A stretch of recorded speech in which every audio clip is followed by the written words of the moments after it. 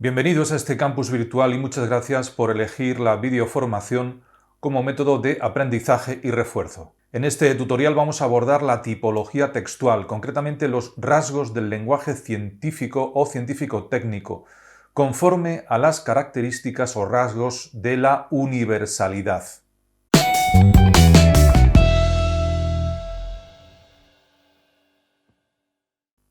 Las características de cualquier texto, y por supuesto los científicos, pueden estudiarse conforme a tres niveles: el morfosintáctico, el léxico-semántico y el textual, o bien estudiarlos sin tener en cuenta necesariamente esta clasificación por niveles. Es decir, se puede justificar la tipología textual solo centrándonos en las características en sí mismas, sin indicar el nivel al que pertenecen. Sin embargo, si el alumno alude a esta nomenclatura o clasificación por niveles, sin duda proyectará una excelente impresión en el corrector de la prueba que le toque en suerte. Por lo tanto, el contenido del tutorial se va a centrar en estos aspectos: las características de la universalidad en los niveles morfosintáctico y léxico-semántico. Abordaremos cada una de las características con una serie de ejemplos breves que irán apareciendo en pantalla mediante gráficos. Vamos pues a empezar.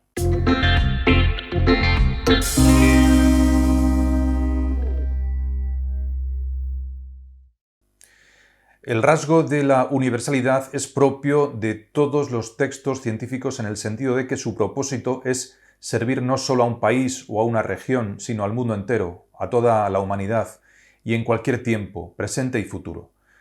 Por tanto, universalidad quiere decir también que un texto científico pretende siempre superar los límites espacio-temporales. Y en este sentido, en un texto científico o científico-técnico pueden aparecer con no escasa frecuencia dos características. 1. En el nivel morfosintáctico, el empleo del artículo con valor generalizador y el empleo del presente nómico o atemporal. 2. En el plano léxico-semántico, el uso frecuente de sustantivos abstractos.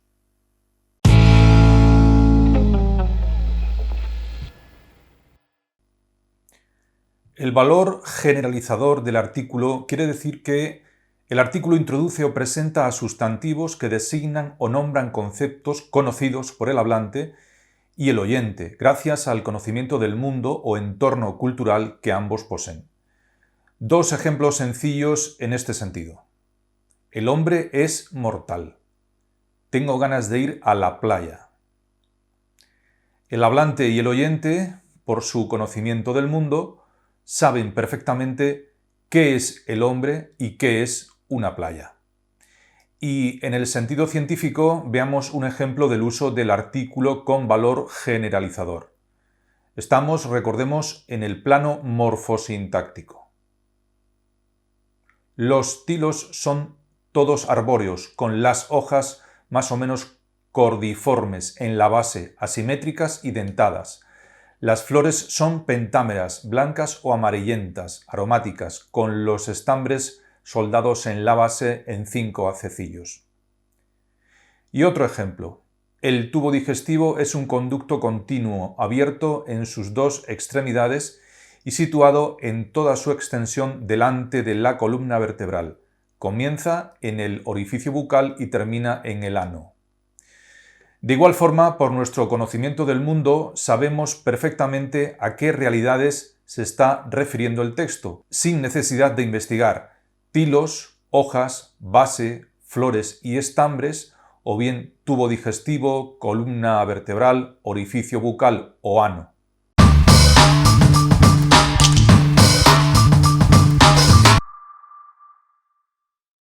En primer lugar, hay que indicar que el término nómico tiene el significado de sentencioso.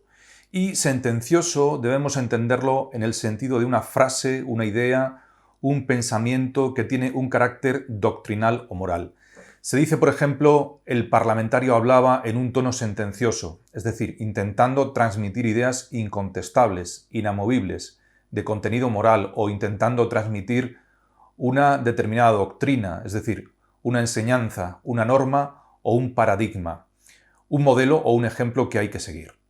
Estos pensamientos sentenciosos suelen expresarse con verbos en presente de indicativo.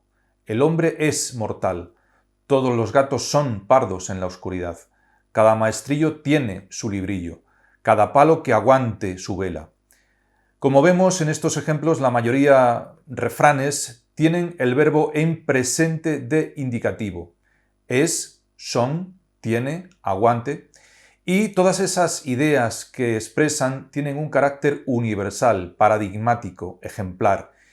Indican, si se quiere expresar así, un modelo válido para todo el mundo, un ejemplo a seguir.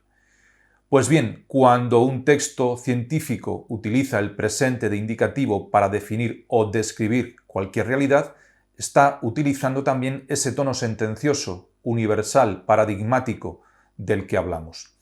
Puesto que la ciencia pretende ser universal o es universal, y la forma más inmediata de expresar esa universalidad es utilizando este presente nómico, también denominado presente atemporal. Fijémonos en estos ejemplos. La enfermedad es un estado de alteración de la salud. Los reptiles tienen la lengua filiforme. La tercera ley de Newton es el principio básico de la propulsión por cohete. El agua está en constante movimiento en la naturaleza. Las zonas húmedas del planeta son los trópicos y el ecuador. Las glándulas anejas al tubo digestivo son las glándulas salivales. Como se ve, todos los verbos están en presente de indicativo, que en el texto denominaremos presente nómico o presente atemporal. Es, tienen, está y son.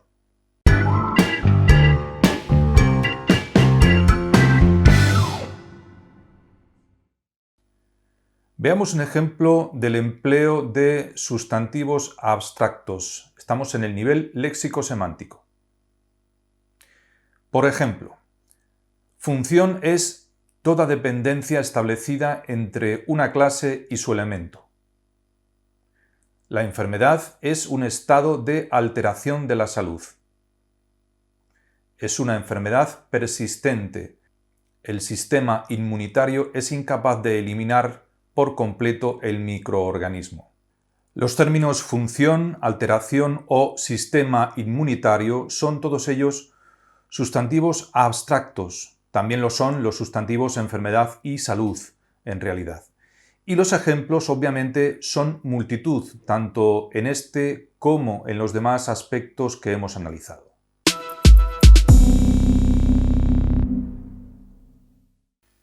Y por mi parte es todo. Confío en que el tutorial haya sido de provecho y haya contribuido a la mejora de sus conocimientos académicos. Recuerdo al alumno que dispone o podrá ir disponiendo en este sitio web de más videoexposiciones dedicadas a los demás aspectos de la tipología textual con textos o fragmentos concretos comentados, además de videotutoriales referidos a los distintos asuntos de lengua española y literatura.